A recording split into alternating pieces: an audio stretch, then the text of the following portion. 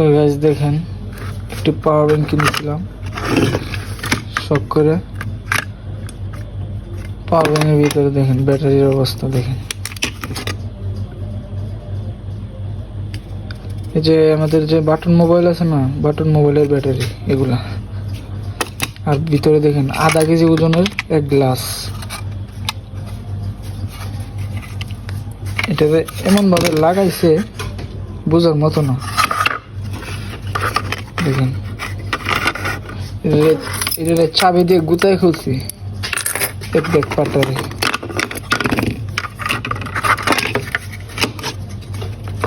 দেখেন অবস্থা দেখেন, এইভাবে লাগাই দেয়, এমন ভাবে লাগানো থাকে দেখেন, বোঝার উপায় দেখেন।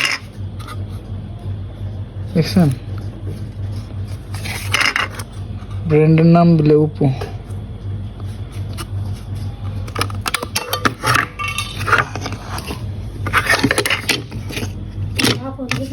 গ্লাসের মধ্যে এভাবে লাগাই দেয়।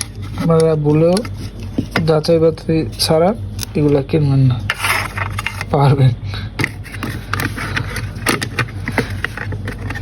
এইসব মাল 3000-4000 টাকা বিক্রি করে দেয় গ্লাস বইরে। দেখছেন কি একটা দিছে, দিয়া 3000-4000 টাকা রেখে দেয়। এগুলো কিনলে যাচাই বাছাই করে কিনবে পাওয়ার ব্যাংক কিনলে।